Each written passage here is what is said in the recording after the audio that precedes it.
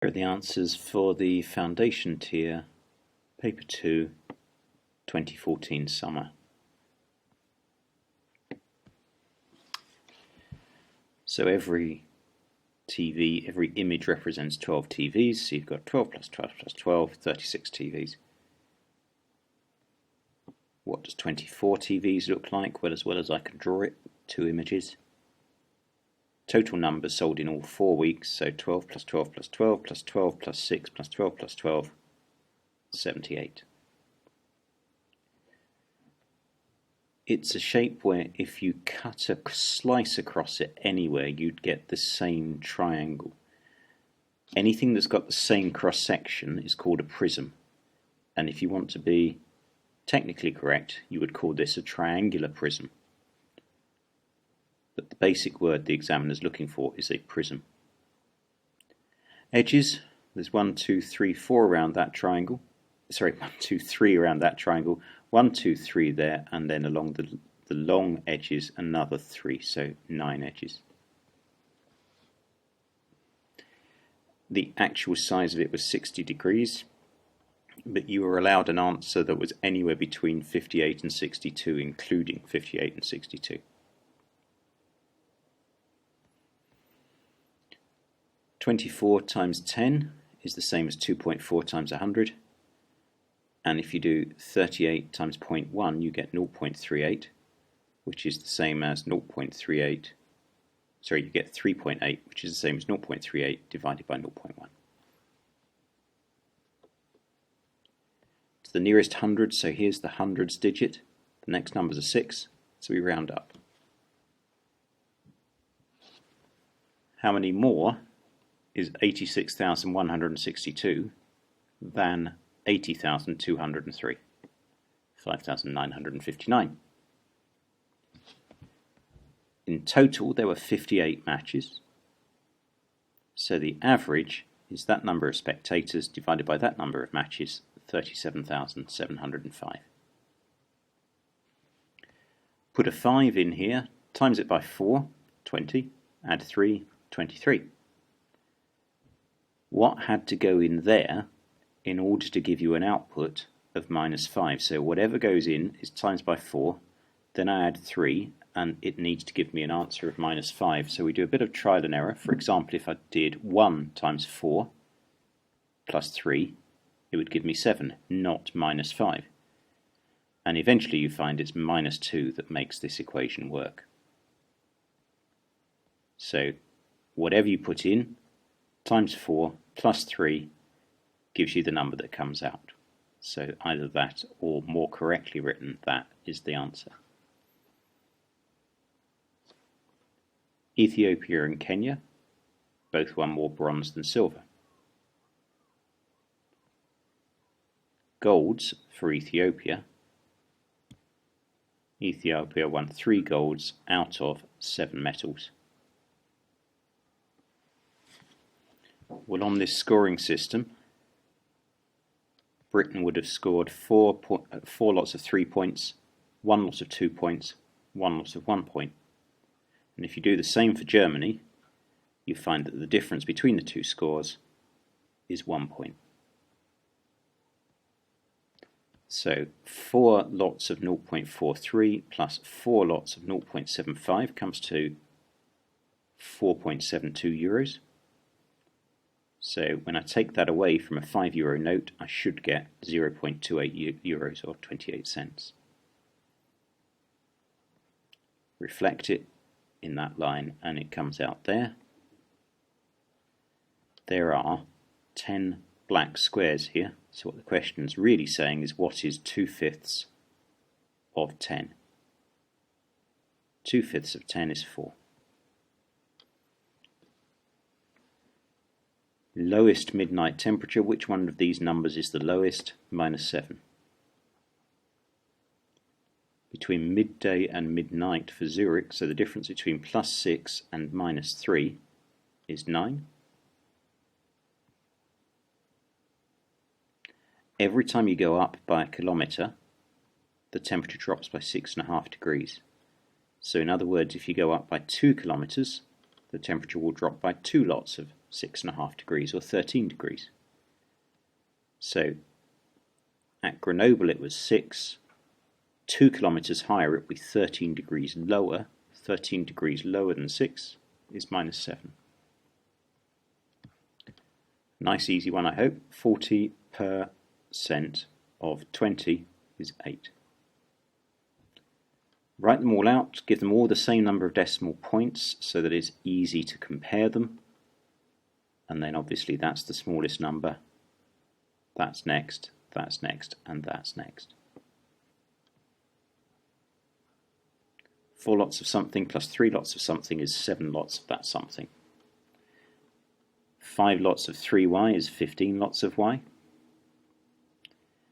If I put -4 and 3 into this equation, remembering to put brackets around them before I substitute the numbers into the equation, I get -32.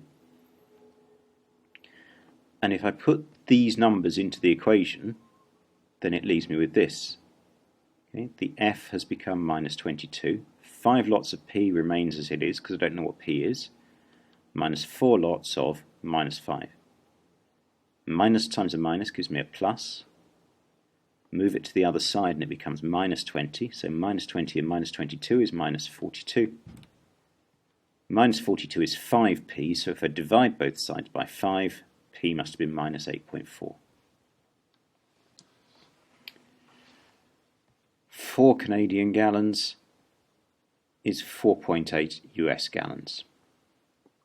Now there's a variety of ways you could have tried to do this one. I did it by converting 9 gallons, so 9 US gallons was 7.5 Canadian gallons. So 27 is going to be 3 lots of 9 gallons. So if I've got 3 times as many US gallons, I will get 3 times as many Canadian gallons. But there were a variety of ways you could have done it. You could have just carried on drawing the graph and used some extra paper. So any answer between 21 and 25, including 21 and 25, was okay. 120 degrees is obtuse. You might like to check in your head if you know what an acute and a reflex angle are. Those are the other 2 types. This angle here must be the same as that angle there. The reason is that they are opposite each other. And for the same reason as that, those 2 angles must be the same as each other, so that must be 120. And because these make a straight line, I know that that 27 plus that 120 plus this must be 180. So that's how I get the 33 there. And then if you've done enough of these questions, you'll know that these arrows always mean that it's parallel lines. So that's given us a Z angle. So B must be 33 as well.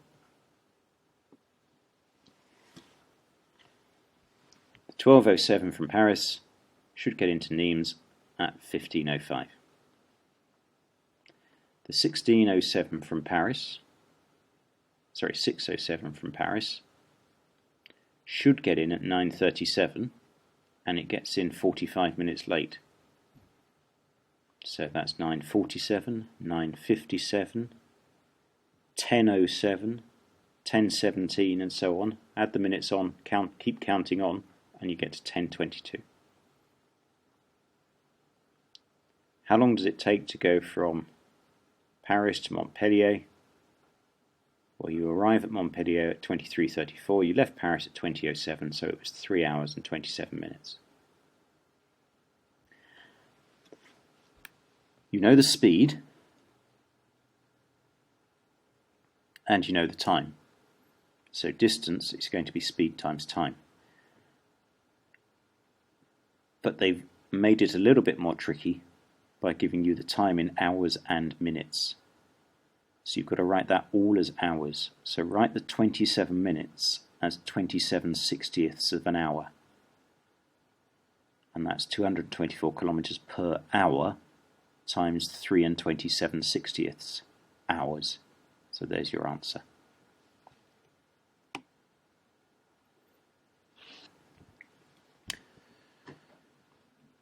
So all of these angles must add up to 360. So when you put that all together, you get a little equation And when you solve that, you find that the x must have been 72. So what fraction does reduced stress represent?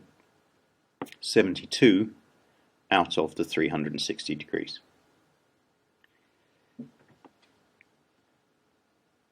So if the 96 degrees for improved knowledge represents 48 pupils, well, if I halve both sides until I get down to a useful number.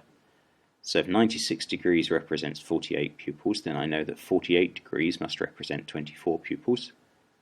So I halve it again until I find something useful. So 24 degrees must represent 12 pupils. And so on until eventually I'll get to 1 degree must represent a half a pupil. Well, if I know that every 1 degree is a half a pupil and there's 360 degrees in the whole pie chart, then all 360 degrees must represent 180 pupils. 4 cans of soup are 0.8 kilograms. So 1 can of soup is 0.2 kilograms. You get 1 mark if you got that right. Now that you know that soup is worth 0.2 kilograms, 3 cans of soup must be 3 lots of 0.2 plus 5 peppers equals 4.1. That's worth another mark. 3 lots of 0.2 is 0.6.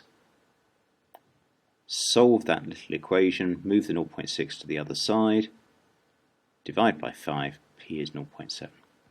Not as hard as it looks. Okay, so to get the number of squares, you take the pattern number times by 3 and add 1. So in pattern number 6, pattern number is 6. So I take the pattern number times by 3 and add 1. 6 times 3 add 1. In pattern number 20, well, what I've spotted here is that pattern 1 has 1 plus 2 white squares. Pattern 2 has 2 plus 3 white squares. Pattern 3 has 3 plus 4 white squares. So this row always has the same number of white squares as the pattern number, and this row always has 1 more. So in pattern number 20, the top row will have 20 white squares and the bottom row will have 21. So in total there will be 41 white squares. What pattern number is it that has 88 squares? Well, we're still using this rule. So we need a number which, when we put it in here and times it by 3 and add 1, we get 88. So a little bit of trial and error down here, and I found that it was 29.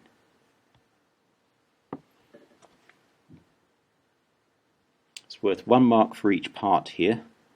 You can play around with your tracing paper until you find the right angles and so on. But to get from P to Q, we've rotated. We've gone 90 degrees in this direction, so in the opposite direction to what the clock goes round in. And our centre was the origin. Start from P, move it 3 to the right and 5 up. And it ends up there. Well, what we've got here is a rectangle, and we've cut out 2 circles. The diameter of the circle is 6, so its radius must be 3. So we know the area of the circle must be 28.27. So the shaded area must be the area of the rectangle, which is 240, minus 2 times the area of the circle, because there's 2 circles cut out of it, so 2 times 28.27, which to the nearest centimetre is 183. So she bought 12 boxes of drinks, he bought 12 boxes of drinks and paid $15 for each box. 12 times 15 is he paid out 180 in total. 12 boxes with 12 drinks means you've got 144 drinks. If you spotted that it was 180, you got the first mark. He made an overall profit of 15%, where he paid out 180, so 15% of 180 means that he made 27 profit. So if he paid out 180 and made 27 profit, the total sales must have been worth $207.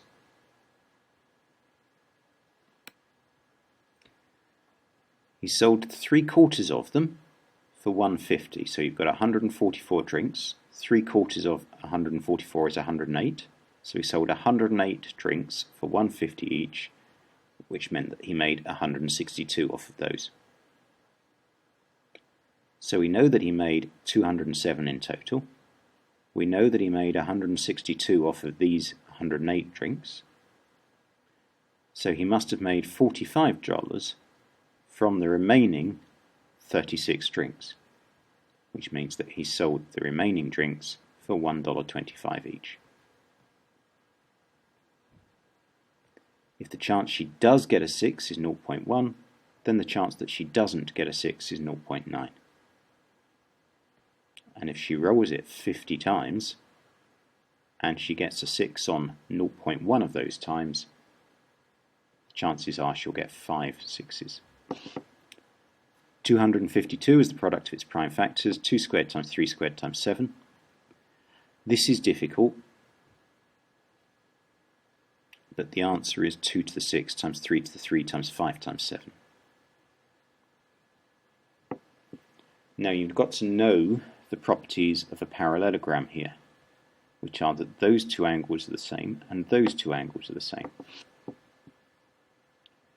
So because these two angles are the same, I can start off by saying that the x plus 24 must equal the 4x minus 30, because those two must be equal. That's then given me a little equation. I move the smallest number of x's, so that comes over there and becomes a minus x. This goes in the other way and becomes a plus 30, and we find that x is 18. Now, as well as knowing that opposite angles must be equal to each other in a parallelogram, we also know that in a four-sided shape, all of the angles must add up to 360. So that's what I've done here. I can replace the x with 18 because I know that x is equal to 18. So that leads me down to this little equation here, so I know that y must be 60. So all of this comes from just knowing the properties of a parallelogram. Size of angle BAD, so it's the size of that angle, so it's x, which is 18, plus 24, 42. So you make mortar by cement, sand and lime in the ratio 1 to 2 to 3. So if I had 2.1 units of mortar, and I shared it between the 6 units that it came from, each part would be worth 0.35 of a cubic meter, and the sand represents the 2 parts, so 2 lots of 0.35 is 0.7.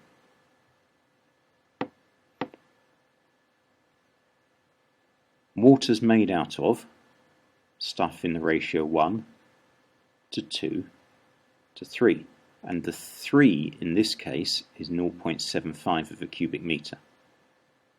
So that means straight away that we know that one share must be 0.25 of a cubic meter.